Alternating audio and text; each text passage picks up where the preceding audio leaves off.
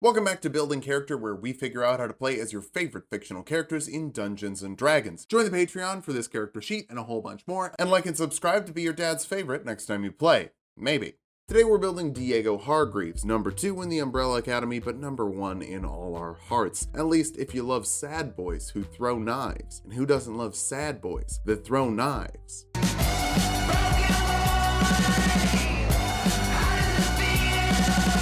Let's start off with our goals for this build. First, we're just gonna throw a bunch of stuff at the wall and hope that it sticks. And by stuff, I mean knives, and by wall, I mean people. Next, we need to manipulate the things we've thrown to make sure they always hit, even when the shot should be virtually impossible. Finally, we'll evolve the power of projectiles to prevent projectiles from hitting us, stopping bullets like Neo 2.0. A new Neo, if you will. I wonder if there's a faster way to say that. For stats, we'll be using the standard point array from the player's handbook. Roll for stats if you want, just keep your multi-classing minimums in mind. Dexterity will be number 1. If you want to never miss, it helps to have a strong attack modifier. Wisdom next, you still need to see things to direct the knives at them. Kind of, you at least need to know where people are. Constitution after that, you don't have any toughness superpowers, you're just good at getting punched. Follow that up with intelligence, you're quite the investigator. You could have been a decent detective in another world. But would someone want to read a detective comic? That seems boring. Strength is a bit low. You're in good shape, but compared to the golden boy and his weird animal body, you're kind of weak. We'll dump charisma though. The Hargreeves kids did not learn how to communicate effectively, other than the one whose superpower is communication, and the one who started a cult. Diego is a human, but because he was born in 1989, we have to go custom lineage, letting you grab a feat like the Piercer feat, adding 1 to your dexterity, letting you re-roll 1 damage die with a piercing weapon per round, and to add an additional damage die when you critically hit with piercing weapons. The damage die of thrown weapons are pretty small, so at least you'll get to make sure that you're rolling higher numbers on the lower die. Bump your dexterity to 18 with your 2 free points, take stealth for your skill of choice, and build your own background for perception and sleight of hand proficiency. Perception to see the people you want to throw knives into, and sleight of hand to do a cool knife trick first. We'll kick things off as a fighter for 2 skills from the fighter list, like athletics and acrobatics, to get some physicality. For your fighting style, thrown weapon fighting lets you add 2 to the damage rolls of a thrown weapon attack, like with a dagger, which deals 1d4 piercing damage, or darts, which also deal 1d4 piercing damage. The difference between the two is a dagger counts as a simple melee weapon, and a dart counts as a simple ranged weapon. Obviously, that means you can't also make melee attacks with a dart, but it's specific language in the rules that will make things different for other things later. This build really digs into the nitty-gritty of D&D rules, but we can cross that bridge when we get there. You also get Second Wind, letting you recover 1d10 plus your fighter level as a bonus action once per long rest. As an adult, Diego goes solo for a while, no family to have his back. That means no healer in the party, even though the healer was sort of your robot mom anyway. She just hangs out at base camp. Second level fighters get Action Surge, letting you make 2 actions in 1 turn once per short rest, so now you can throw 2 knives instead of 1. That's 2d4. That's bad. Hey, are thrown weapons bad? Third level fighters can make them a little better, or at least a bit more accurate, by choosing the samurai archetype. Before we move forward, yeah, I know the battle masters have quick toss, but it's more important for Diego to manipulate his thrown weapons aim rather than just throwing a bunch of stuff quickly. And yeah, I know they also have precision attack, but if you use your precision attack and quick toss in the same turn, that's half your superiority die at the base of 4 and a third of them at your maximum of 6. So Samurai gives you Fighting Spirit to give you advantage on all of your attack rolls for the round as a bonus action 3 times per long rest, and give yourself 5 temporary HP. If your enemy's a little hunkered down, this will help you find that weak spot. You also get another skill like Performance to do some sweet dance moves when nobody's watching. 4th level fighters get an ability score improvement or feat. The Sharpshooter feat requires that we clarify what is and isn't a ranged weapon, and what is and isn't a ranged weapon attack. 2 different things. For some reason, a thrown weapon attack is always a ranged weapon attack, but it is not made with a ranged weapon every time. A dagger can be thrown to make a ranged weapon attack, but it is still a melee weapon. A dart is a ranged weapon, and it also has the thrown property. So all that in mind, the Sharpshooter feat lets you make your ranged weapon attacks with maximum range without disadvantage and ignore all but full cover. That's for daggers and darts, because its ranged weapon attacks. You can also take a -5 penalty to your attack roll with a ranged weapon to add 10 to the damage roll. That is only for darts and like bows. You could just use a bow for this build instead. It just wouldn't be Diego. Still, the first two benefits are great for knives since it's for any ranged weapon attack, which you can make with a melee weapon if it has the thrown property. The last piece of that only works for a ranged weapon like a dart. Does that make sense? It shouldn't. I don't like how this is worded. This is also why paladins can't smite with unarmed strikes. It's silly. 5th level fighters get an extra attack, letting you make 2 attacks as an action and up to 4 with an action surge. Pop a fighting spirit and you get advantage on all of those attacks. Are we seeing now why this is a more accurate accuracy manipulation than Battlemaster? If you don't, it's just gonna get more intense later. 6th level fighters get an ability score improvement. How about capping off your dexterity for maximum accuracy? That will alleviate the penalty from sharpshooter if you're using darts. But it's not actually maximum accuracy. For that, we need to jump to ranger. That'll give you another skill like investigation, and canny for expertise in a skill like also investigation. Now you can crack the case like you crack a bad guy's skulls. You also get favorite enemy, letting you pick a type of enemy to track with advantage. Humanoid is probably the best for a vigilante. Dogs don't commit a lot of crimes, other than public defecation and constant indecent exposure. Wait, dogs are criminals. 2nd level ranger is what we're actually here for. It's where ranger really starts. You get to grab another fighting style like archery to add 2 to the attack rolls you make with ranged weapons. Not ranged weapon attacks, just ranged weapons. So just darts, not knives. You also can choose some spells. Hunter's Mark lets you make your attacks more deadly, adding a d6 of extra damage to attacks against one creature for an hour, and you get advantage on tracking them. The more knives you can throw, the better. Jump triples a creature's jump distance, helping to make up for your lower strength score. I just used the other spell slot for more Hunter's Marks though. That's the definitive ranger spell for a reason. Now we're gonna jump over to Monk, giving you martial arts to make an unarmed attack with your dexterity modifier that deals a d4 of damage each, and you can make one as a bonus action after you attack with an unarmed strike or monk weapon on your action. That's any simple melee weapon without the heavy or two-handed property. Since a dagger is a simple melee weapon, it's a monk weapon. Martial arts only requires an attack, not a melee weapon attack, so you can throw it for a ranged weapon attack with a melee weapon, then punch someone as a bonus action. This is all still making sense, right? My nose is bleeding. You also get unarmored defense, making your AC 10 plus your dexterity and wisdom modifier when you're not wearing armor. It's basically the same as studded leather at this point, but you can't use martial arts in armor, so this is a great backup. 2nd level monks get dedicated weapon, letting you make any weapon a monk weapon as long as you're proficient with it and it isn't heavy or special. So darts are now back in play for monk weapons. You also get key points you can use to do cool throwing guy stuff like Step of the Wind, letting you dash or disengage with your bonus action, and double your jump distance, sextupling your jump distance with the jump spell for Olympian level hops. Patient defense lets you dodge as a bonus action, helping you fight 3 Swedes at the same time. Flurry of blows would also be helpful, letting you make 2 unarmed attacks as a bonus action instead of 1. Spread the love, or really hammer someone with Hunter's Mark on them. Oh, that's another thing. So Hunter's Mark adds damage to weapon attacks, which does include unarmed attacks, since those are not spell attacks, which is the distinction between melee weapon attack and spell attacks. However, that does not mean that unarmed attacks are melee weapons. They don't use a melee weapon, so if something says with a melee weapon in the rule, you cannot use it with unarmed attacks, but you can with Hunter's Mark, which is just melee weapon attacks. Anyway, you're also faster with unarmored movement. It's good for running, and you work best at mid-range.